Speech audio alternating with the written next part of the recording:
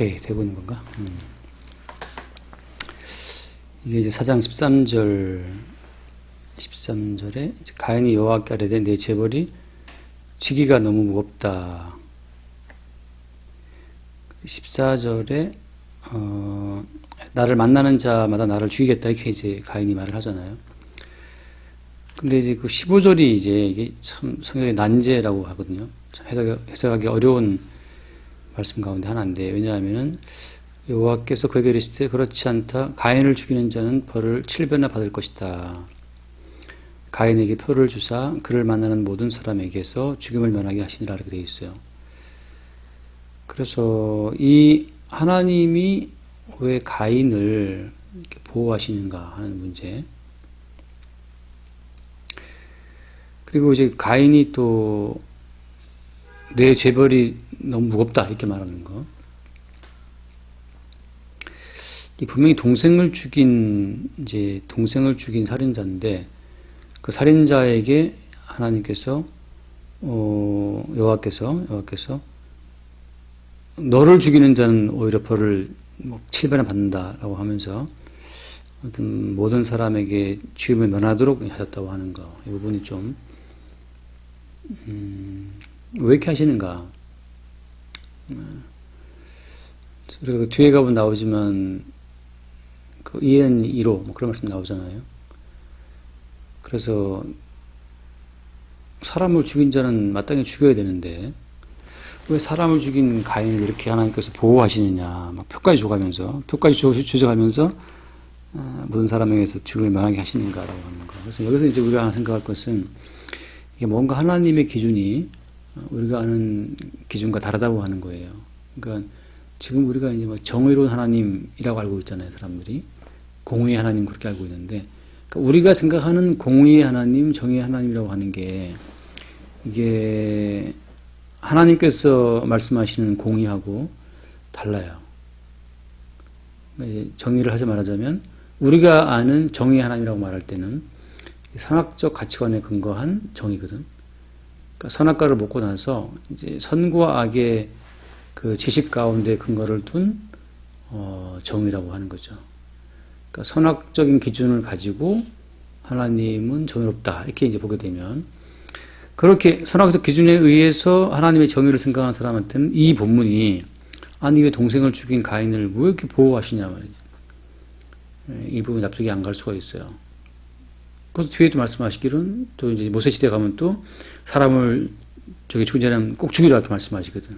그러니까 아니 거기서는 사람을 죽이라 말씀하고 여기서는 또 왜 보호하시냐 말이지. 그러니까 이 앞뒤가 안 맞는 모순적인 말씀을 막 하나님께서 하시는 것 같고, 또 다윗 시대 가면 또 다윗은 사람 죽였잖아.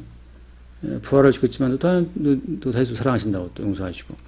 그러니까 이런 여러 가지가 이제 앞뒤가 안 맞아 사람들이 좀 헷갈려하고 그러죠. 근데 중요한 것은 오늘 우리가 세상을 바라보는 관점은 다 선악적인 기준에 근거를 둔 관점이라고 하는 거죠. 그러니까 선과 악의 조합에 의해서 우리는 계속 우리의 자아를 만들어 간다고 하는 거. 이건 뭐 거의 고질병이에요. 고칠 수가 없어요. 본능이라서. 깡패 세계에도 선악 기준이 적용되거든. 그러니까 두목이 뭐라 말하면 들어야 되고. 그러니까 조폭들 세계에도 그들 나름대로 선과 기준을 따라 법이 있는 것처럼 어디나 마찬가지예요. 모든 인간은 선과 악의 기준을 갖고 자기만의 세계를 꾸려가거든. 그러니까 소말리아 해적단에도 뭐 나름 기준이 있어요. 그래서 그럼 여기서 이제 가인을 보호하시는 하나님의 그 보호라고 하는 것은 어떤 기준에 의해서 가인을 보호하시는 걸까요? 그렇죠. 언약이죠. 예, 언약적 기준을 가지고서 가인을 보호하시는 거예요. 이제. 그래서 그 언약에 의하면 늘 말하지만 이제 가해자와 피해자의 구조로 이제 쌓여져 있거든. 그 가해자와 피해자라고 하는, 그러니까 그를 통해서 계속 가해자가 나오고 피해자가 나와요. 쭉 그렇게 흘러가는데 계속 가해자에 의해서 피해자의 피가 흘려지고, 흘려진 그 피는 계속 뭔가를 호소하게 되고, 그래서 가해자에 의해서 흘려진 피로 인해서 계속 땅은 우선 저주받고 있다는 걸 드러내고 있는데, 마지막에 이제 피 흘리신 그 예수의 피까지 간단 말이지. 모든 피가 억울함을 호소하지만 마지막 예수 그리스도의 피는 그 반대가 돼요. 그래서 그 예수 그리스도의 피가 변호하고 그리고 지켜주는 어떤 그들이 이제 하나님의 심판을 통과하고 구원을 받게 되는데, 그래서 언약적 기준에 의해서 이 가해 문제를 처리하신다고 하는 거. 그러면 우리가 말하는 선악 기준을 봤을 때는 가해는 죽어 마땅한 자인데 하나님 언약 기준은 도대체 무엇이기에 가해를 보호하시는가? 아까 말한 것처럼 이제 가해자와 피해자의 구조 그렇게 해서 계속 세상이라고 하는 것을 그 두 개의 부류로 딱 묶으시는 거예요.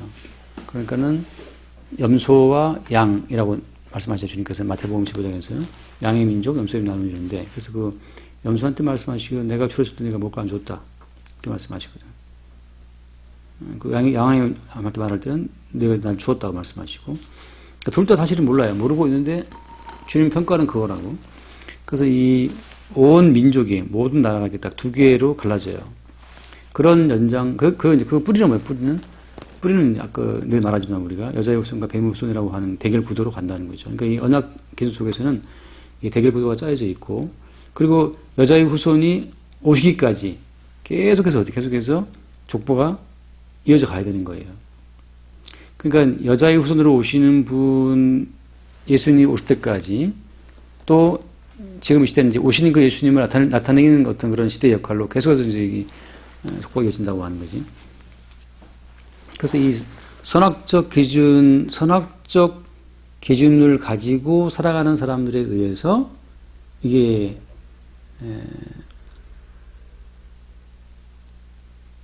예수 그리스도와 그에 속한 사람들이 죽임을 당한다고 하는 거예요. 마지막에는 누가 예수를 죽이느냐. 그 선악적 기준을 가지고서 세상 살아가는 사람들에 의해서 예수님이 죽임을 당해요. 그러니까 이 선악적인 기준으로 말씀을 보고 율법을 대하고 세상을 보게 되면 모든 것이 다 어떻게 녹아 들어가? 다 그 선악적인 안목으로 다 녹아 들어가는 거죠. 그래서 무엇을 박혀야 한다? 언약이라고 하는 거 박혀요. 언약이라고 하는 것은 아까 말한 것처럼 그런 구도인데 언약의 주인공이신 예수님, 그 피해자죠. 피해자에 의해서 가해자가 용서받는 구도거든요, 이게.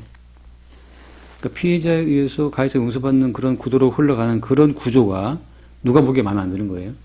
이 이제 선악적 가치를 그들한테 마음에 안 드는 거죠. 내가 선을 행한 것만큼 내게 돌아와야 되는데.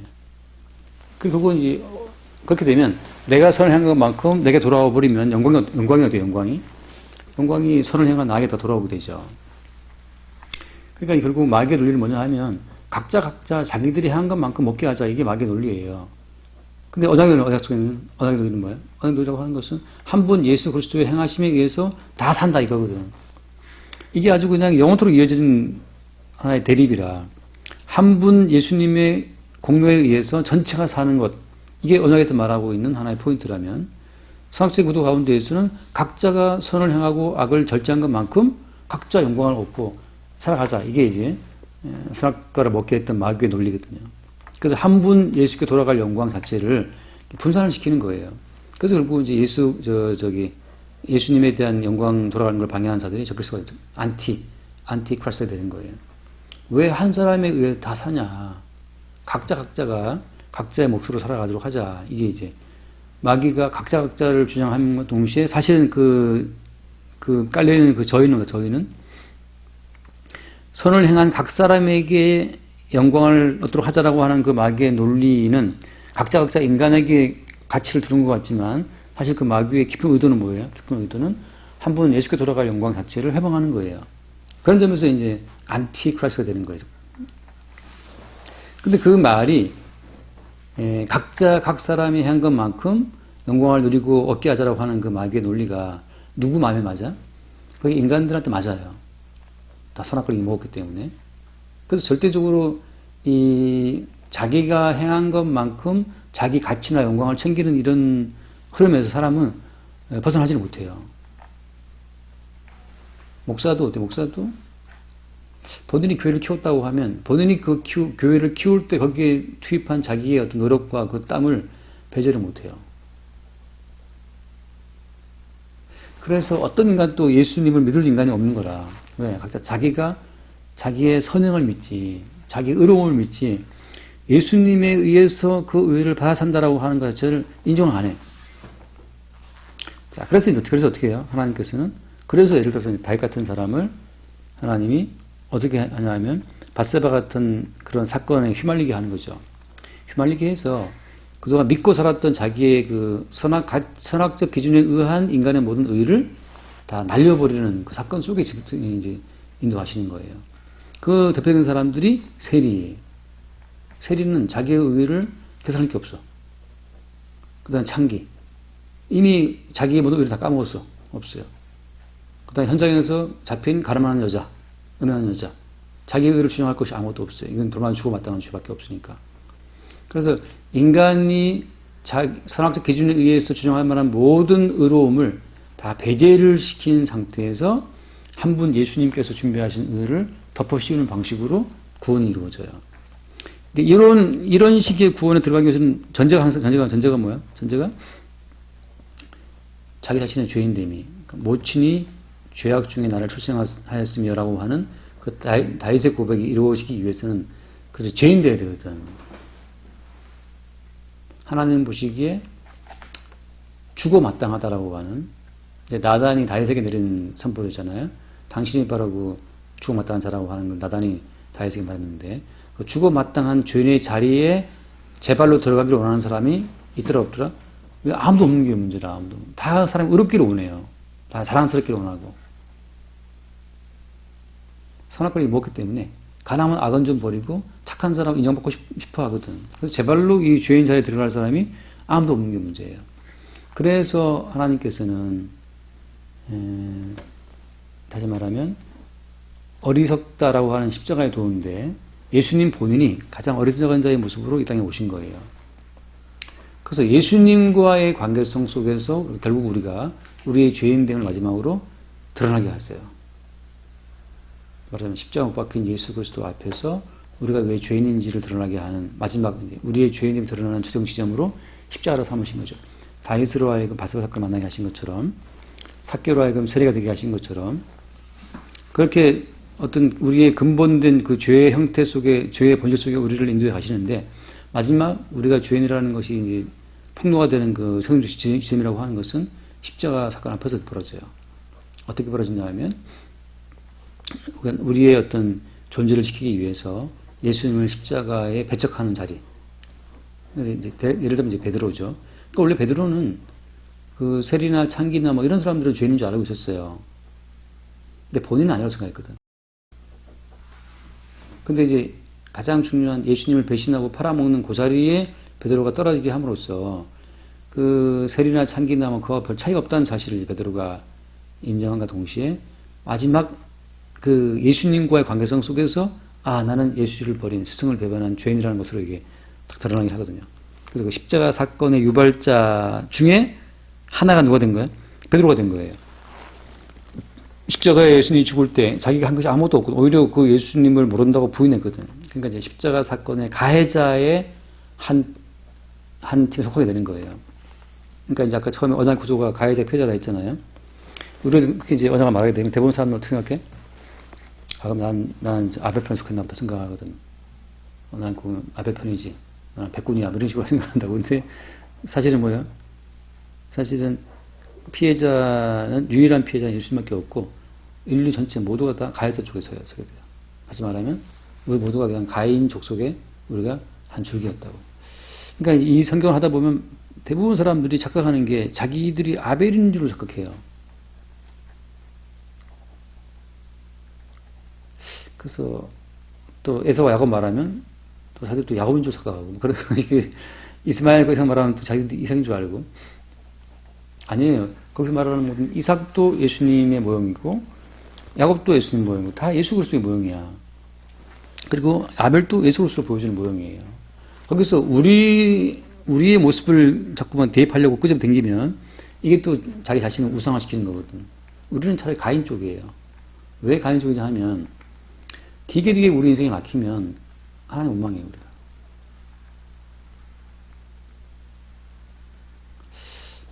좀 살만하니까 그렇지. 진짜 어려우면 하나님을 향한 원망이 하나님 왜 이러십니까? 하고 이제 튀어나와요. 하나님 왜 이러십니까? 라고 말하는 그것이 말하자면 십자가 사건을 유발시킨 가해자 입장에 서게 되는 거거든. 하나님 나한테 왜 이러십니까? 라고 하는 거. 그래서 이 가인과 아벨이 보여주는 가해자와 피해자의 언약구조라고 하는 것은 실상은 피해자는 누구다? 피해자는 예수 그리스도를 말하고 우리 모든 가해자인 가인 쪽에 속한 사람들이에요. 근데 여기서 이제 하나님이 가인을 보호하시거든. 왜냐하면 가인의 가인됨이 계속 드러나줘야 돼요. 왜? 가인의 가인됨이 드러나야 동시에 누가 드러나요? 가인에 의해서 피해를 당해 죽는 아벨됨이 드러나거든요. 결국은 가인을 살려주시는 이유는 가인의 가인됨이 드러나야 계속 또 다른 아벨이 등장하거든. 다시 말하면 또 다른 예수 그리스도의 모형이 등장한단 말이죠. 그러니까 가인 자체를 번성을 시키시는 이유는 상대적으로 또 그에 반해서 가인에 의해 핍박당하는 아벨계의 사람을 나타나게 하도록 하기 위한 하나님의 언약 구조의 확대야, 확대. 언약 구조를 확대시키는 방책이란 말이죠. 여기서 우리가 어설프게 선악 개념 가지고 들어와서 이거 가해 살인자 죽여야 된다고 이제 살인자의 씨를 말려버리면 언약 구조 속에서 이 예수를 박해하게 되는 가해가 다 사라져 버리거든. 그건 하나님께서 지금 역사를 끌고 가시는 큰 포인트를 놓치고 있는 거예요. 어줍지 않은 자기의 선악적 양심으로. 그래서 그들한테 뭐 어떤 벌이 떨어졌어요? 거기 부분 나오지만 가해를 죽이는 자는 어떻게 된다? 벌을 7배나 받으리라 그래요. 그러니까 이게 선악적인 가치에 의해서 선악적인 기준으로 정의를 추구하는 사람들이 하나님 오히려 벌을 7배나 받아요. 그 말은 무슨 말인가? 지옥 가는 백성의 특징이 바로 뭐냐 하면 선악적인 기준으로 정의를 재단해가지고서 그걸 막 실행하는 사람들 있지 않습니까? 그러니까 무엇의 의를 안 믿는 거야? 선악적 기준에 의해 정의를 주장하다 보면 무엇에 대한 의를 저버리게 되냐 하면 하나님의 의를 저버리게 돼요. 하나님의 의는 뭐지? 율법 외에 하나님의 한 의가 나타났으니 그 의는 어때? 그 의는 곧 예수 그리스도를 믿는 믿음으로 말미암은 의라고 하잖아요. 그러니까 예수 그리스도를 믿는 믿음으로 말미암아 주어지는 그 의를 선악적 기준에 의한 의가 계속 반항해요. 그게 이제 마귀가 계속 인간 뒤에 이제 인간 선동하고 있는 거예요. 프랑스 대혁명 때 얼마나 많은 사람이 죽었어요. 촛불혁명 때 촛불혁명을 하자는 사람들이 촛불혁명 때 얼마나 사람이 지금 감옥 가 있어요. 그러니까 이게 근데 촛불혁명으로 말하면서 수많은 사람을 적폐로 감옥 보낸 이 지금 민주당 사람이 더 이 적폐가 심하거든. 블랙리스트 만들어서 지금 뭐 전에 장관이 지금 감옥 갔잖아요. 전에 환경부 장관 김 여자 장 감옥 갔는데 끝까지 그들은 뭐 무슨 아니라고 말하거든. 근데 나는 웃기는 게 그 말이 웃기더라고. 이 청와대 하는 말마다 지금 문재인 정부에는 뭐라더라?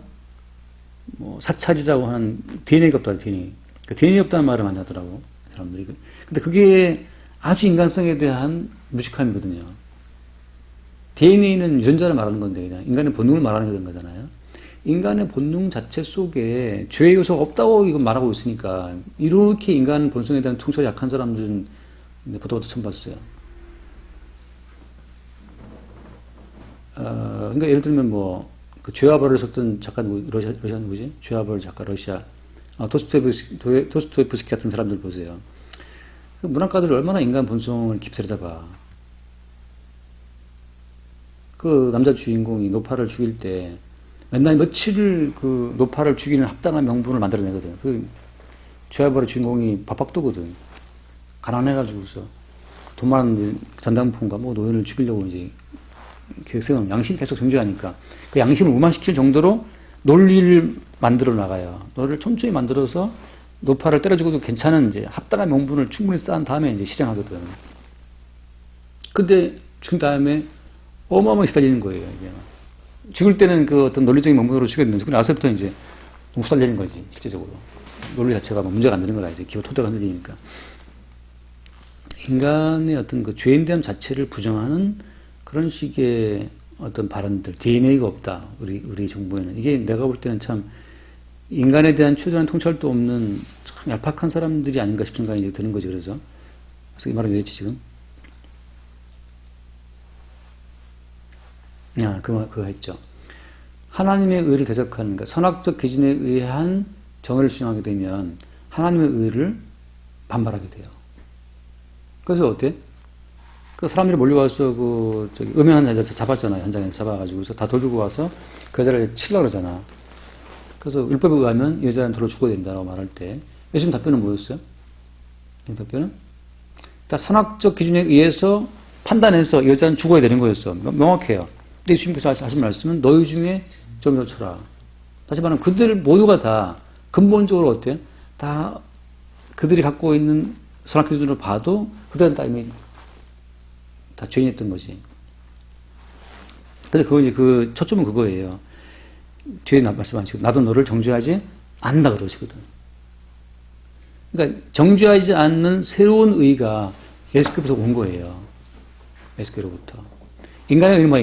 인간의 의는 나쁜 것을 악을 버리고 선을 행함으로써 인간의 의는 만들어져 나가는 건데 예수님의 의는 뭐냐 하면 예수님 본인이 모든 죄를 홀로 해결하심으로써 예수님 본인이 일방적으로 너 죄 없다. 정지 안 한다라고 선언하신 거거든. 이제 그러한 예수님 홀로 예수님 그분의 그 단독적인 죄사함의 어떤 이 권세를 마귀가 엄청 거부한단 말이지. 그래서 계속 선악적 기준으로 인간을 이제 부추기는 거예요. 너의 사람의 기준으로 너의 인생을 살고 하나님 보시기에 온전한 사람 되어 나가라고 말하지. 근데 이게 이제 예수를 믿은 다음에 어때요? 예수를 믿었노라고 말하는 사람들도 계속 같은 논리를 펼치거든. 그 말은 무슨 말이야? 그들이 예수로서 믿는 사람이 아니란 소리예요. 다시 말하면 예수를 통해 주어지는 의의 맛을 못 봤기 때문에 아직 지금 무슨 의를 자꾸 그리워하는 거야? 인간의 선악 기준의 의를 자꾸만 추구하는 거예요. 예수님이 주시는 그 의의가 뭔지를 맛을 못 봤기 때문에, 경험을 못 했기 때문에. 예수님이 주시는 그 죄사함의 의라는 것을 경험하게 되면 인간의 어떤 선악적인 이 양자택일 가운데에서 만들어지는 그 의의 그 얄팍함을 너무나 잘 알거든. 내가 오늘은 의를 행했다고 칩시다. 선악적인 기준에 의해서. 꿈에 내일 금방 무너져 버려요. 내일 한참만 기도하고 그럴 때 진짜 내가 한 3, 4일은 나의 팽팽한 의지로 진짜 선하고 바르고 의로 말씀대로 하는 그런 어떤 의식을 품고 살아갈 수 있겠더라고. 계속 의식을 다 잡으니까. 새벽 4시에 일어나서 큐티하고 묵상하고 기도하고 그렇게 나를 치워나가니까 한 3, 4일은 정말 내 의식으로도 나의 어떤 그 경건함이 통제가 되더라고. 물론 뭐 나는 막하게 그럴 수도 있겠지만 그때 뭐 토마스 아킨피아인가? 이름 까먹었네 이제. 그 사람 책을 매일 읽으면서 묵상하고 그랬는데 그 치열하게 살아가던 사람들이 하나님 보시기 어렵게 되려고 그게 나중에 보니까 다 이게 선악과를 엄청 듬뿍 드신 분들의 그 노가다구만 노가다. 그러니까 그러니까 루터처럼 말이야. 마틴 루터처럼 고해성사를 수없이 했잖아. 신부가 귀찮아서 그만하라 할 정도로 와서 한 사람인데 마지막에 로마서 1장 17절에 그 하나님의 의, 예수 그리스도를 믿는 믿음으로 주어지는 그 의를 알고 이제 루터가 완전 자유를 얻잖아요. 이거는 인간이 자기의 선악적인 개념으로 막 만들어 나가는 그 의가 아니라 예수님 십자가에 죽으심으로 다 영속게 된 그 의를 부어주는 그 의를 맛본 사람 입장에서는 이게 인간의 선악적 가치로 주어지는 의의 의가 쓸데없음을 그냥 알아버려요. 그러니까 예수 믿은 다음에도 이래 살아야 저래 살아야 된다. 그런 모든 말이 이게 얼마나 무의미한 말인지를 이런 말을 할 수 있어요. 예수를 믿어서 어렵게 된 백성들의 삶이라는 것은 이렇다 하고 막 그 산상보에 나오는 그 엄청나게 높은 수준의 말씀들을 우리가 말할 수 있어요. 그 모든 산상보온 바울이 말하는 그 모든 높은 수준의 모든 계명을 다 완수하신 분은 누구예요? 그 예수님이에요. 예수께서 다 완성해 놓으시고 그 완성해 놓으신 그 완전한 의를 우리에게 부어주시는 거거든. 그러니까 거기서 나오는 산상보온의 높은 수준이라든지 로마서에 나오는 그 뒷부분에 나오는 말씀이라든지 그 모든 높은 수준의 모든 말씀들은 그것은 다 완성하신 분 예수 그리스도를 통해서 우리에게 공급되는 거라는 거죠. 우리가 개별적으로 그 완벽한 의를 쟁취해내는 것이 아니고 예수께서 이루어 놓으신 것을 거기서 공급받는 거예요. 그러니까 그 예수가 이루어 놓으신 완전한 그 의를 더듬지 못한 사람의 경우에는 이제 본인이 이제 본인 힘으로 뭐 얻어야 되죠. 뭐. 그러니까 이제 그걸 위해서 그냥 매일매일 달려가는 거라. 히말라야 등반은 더 어려워. 산상보온을 지킨다? 더 어려워. 히말라야보다 더 어려워 올라가기가. 바울이 말한 그 로마서, 에베소서, 빌립보서 나오는 그 모든 말씀, 내 아내를 위해서 목숨 버려라. 남편 사랑을 죽게 하다 살아. 이거는 뭐 더 어려워. 에베레스트에서 올라가는 것보다도. 근데 그걸 하겠다고 지금 다 덤비고 있다고. 그럴수록 가인을 죽이는 자의 벌이 7배나 된다는 것처럼 그렇게 살아온 사람을 그렇게 못 살아온 사람에 대한 정죄가 이루어지고 그렇게 사는 사람일수록 그렇게 못 살아온 사람을 가볍게 보게 되고, 그게 다 말하자면 가인을 죽이는 벌이거든요. 이게 7배나 받는 거죠. 그래서 이게 선악적 기준으로 주어지는 그 의의 맛을 본 사람들, 그 계속 그 얄팍한 공자왈 명자왈 수준의 그 의의 맛을 본 사람들이 이제 뭐도 믿어? 예수도 믿어. 그 예수 믿는 것도 어때요? 자기 선악 기준에 의해서 예수를 믿는 거죠. 들어보니까 되게 좋은 것 같아. 예수가 우리를 왜 죽었다 그러니까. 믿는 거죠. 여전히 예수님께서 공급하시는 의의 맛을 못 봤기 때문에 예수를 믿는다. 그 다음에도 어때? 또다시 이제 예수를 믿는 의는 행해서 이제 예수를 믿고 이제 구절까지 해야 되겠어. 구절까지 해. 예수 믿는 의도 행했고, 구제하는 의도 행했고, 이제 기도까지 해. 기도하는 의도 행하고, 계속 자기 일을 만들어 가는 거죠. 그러다 보니까 계속 뭘 하라, 뭐 하지 말라, 이게 고달픈 싸움이 되는 거고, 그래서 우리 기도한다. 기도 뭐 더 많은 불자들이, 중들이. 그런 싸움에 들어가는 거죠. 그래서 그 루터가 맛봤던, 믿음으로 말미암는 그 의가 주는, 인간이 선악 기준으로 막 쌓아나가는 의가 아니고, 예수 그리스도가 이뤄놓으신 그 완성된 의를 믿음으로 받는, 다 이루어 놓으신 그 완벽한 의를 막 콸콸콸콸 공급받는 그 예수님의 의의 맛을 본 그 루터 같은 그 자유함이 또 이거 없는 거라, 이 사람들이. 그래서 이게 역사를 보면 좀 그런 게 있어요. 루터는 좀 조직이 약하거든요, 이게. 그래서 칼빈이 사실 조직화를 많이 시켜요. 초창기에는. 그럴 좀 경향상 그럴 수밖에 없는 이유도 있는 것 같고. 근데 어쨌든 중요한 것은 그거예요. 그들 자체가 뭐 모델은 아니지만 선악 기준에 의한 정의라고 하는 것 하고 하나님이 지금 바인을 보호하심으로써 펼쳐나가시는 언약적 의라는 것은 다르다고 하는 것. 이런 구도 가운데 계속해서 의인은 뭐로 살아요? 믿음으로 살아요. 그 믿음이라고 하는 것은 개별적인 그 인간의 선악적인 의를 말하는 것이 아니고 어린 양 예수께서 이뤄놓으신 그 의를 매일매일 새롭게 공급받으면서 산다고 하는 거죠. 그게 의인은 산다는 거예요. 그래서 이제 같은 맥락이거든요, 여기 지금. 아벨을 죽인 가인이 번성한단 말이지. 그래서 최초의 도시를 가인이 만들어요, 가인이. 똑같아요. 하박국에도 보면 나오지만 악한 자가 잘 된다 그러거든. 그래서 하박국이 물어봐요. 하나님 왜 악한 자가 잘 된다고 의인을 괴롭냐. 그때 하신 말씀이 뭐예요? 그때 하신 말씀이 의인은 산다는 그 말씀이 하박국에서 산다는 말씀이에요. 왜 그 말씀 하시냐 하면 지금 악인의 본성이라고 하는 것이 어떤 구조 속에서 벌어진 일이에요? 언약적 구조 속에서 벌어진 일이거든. 그거 지금 하박국이 몰라서 다시 물어보는 거란 말이지. 그래서 나중에 하박국 끝에가 무슨 고백이 나와요? 무화나무 잎이 마르고 완전히 황량하거든. 그것만 말하고 마칩시다. 우리가 생각할 때는 사는 게 축복이에요, 죽는 게 축복이에요?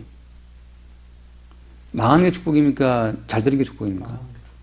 그렇지, 망하는 게 축복이죠. 여기 지금 이 말씀을 오해하고 난절한 말은 왜 그러냐면은 사람을 죽인 가인이 지금 안 죽고 잘 살거든. 뒤에 보면 나오지만 도주 쌓고. 그러니까 왜 이렇게 악이 잘 되냐 그러는데 그 악이 잘 되는 그 자체가 어때요? 그 잘 되는 것을 복이라고 생각하는 우리의 오해라는 거지. 죽는 게 복이고 망하는 게 복이에요. 그리스도 예수 안에서. 그리스도 예수와 함께 죽고 예수와 함께 산다라고 말할 때, 그러니까 이 땅을 더 살아간다는 것 자체가 형벌이다. 형벌의 연장이에요. 그러니까 이 말씀을 계속 오해하는 건 항상 잘 살면 복이고 죽지 않으면 복이고 오히려 죽는 건 저주고 망한 저주 생각해서 이 말씀 볼 때 이제 아벨은 죽었는데 왜 이러냐 하거든. 사실은 아벨은 복받은 사람이에요. 그 죽음으로 말미암아 예수의 죽음에 합류가 되어서 주 안아서 죽었기 때문에 영생 얻는 과일을 가는 거거든. 가인은 살아서 계속 고통당하고 두려워하면서 이제 성 쌓고 이제 살아간다고. 성을 왜 썼냐면 두려워서 쌓거든. 무서워서. 가인의 구주님 성을 쌓을 때. 그래서 이제 우리가 생각할 때는 이게 과연 예수와 함께 망하는 그것이 축복인데 우리는 어떻게 간에 예수 없이도 그냥 어떻게 잘 살아보려고 애쓰니까 끝없이 인간이 자기를 괴롭히게 되는 거죠. 그래, 난 예수와 함께 죽은 자다. 예수와 함께 죽은 자, 난 예수와 함께 마음으로 찌꺼기처럼 낳는다. 그러면 편한데 난 잘 살아야 돼. 난 예수 믿는 사람이니까. 나 망하면 안 돼. 예수 믿는 사람이니까. 이러고 있으니까 얼마나 그 인생이 더 2배, 3배로 힘들어지는 거죠. 오늘 말씀의 핵심 포인트는 두 가지. 언약적 기준하고 선악적 기준이 다르다고 하는 거. 그 다음에 과연 사는 것이 복이냐. 아니라는 거예요. 사는 것이 오히려 저주라고 하는 걸 또 말씀하시는 거고. 주와 함께 죽는 자가 복이 있다는 말씀처럼 이미 성도는 이미 예수와 함께 죽은 자라고 말하는 바울이. 이미 우리는 죽었기 때문에 이제 삶에 대한 모든 주도권이 넘어갔어요. 주님이 내 인생을 가지고서 뭐 예수를 전파하든 하나님 나라를 세우든 이대로 뭐 그냥 조용히 저 구석에 뭐 죽게 하든 그건 주님 몫이라고. 주님 할 일이지. 뭐 우리 보고 하나님 나라에서 그 똑같은 얘기. 뭐 얘는 전병훈 목사 옛날에 그 갔을 때 7,000명 바알의 목사는 7,000명 다 어디 가시지 바보라고 하고 있더라고. 엘리야 설치고 있을 때 7,000명 다 어디 밖에서 이렇게 종이 있냐고 말이죠. 바보같이 목소리 안 내고 한다고 막 그 야단치는 소리를 막 하더라고. 그래서 아니 조금 하나님 이상이네 저 사람은. 아니 주님께서 잠잠히 있으니 잠잠히 있는 거지. 엘리야도 주님이 시켜서 일을 하는 거지. 그 주와 함께 죽은 자들이 죽었으면 그 뜻대로 사시는 주님이 끌어가시는 거지.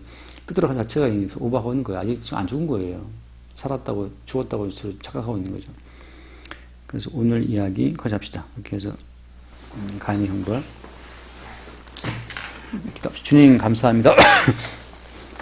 가인의 형벌을 내리실 때 그 형벌이 오히려 보호를 받고 계속 그 생존을 이어가는 것임을 봅니다. 형벌의 땅에서 오래 살아가는 이 형벌을 통해 계속 주님께서는 언약의 구속을 이루어가신 것을 봅니다. 우리의 인생이 우리 것이 아니라 주의 언약을 이루는 통로와 수단이 됨을 이 시간 새롭게 받아들이게 하시고 사나저나 우리가 주의 것 됨을 감사함으로 또한 누리게 하여 주옵소서. 우리 주 예수 이름을 구해드립니다. 아멘. 수고했습니다.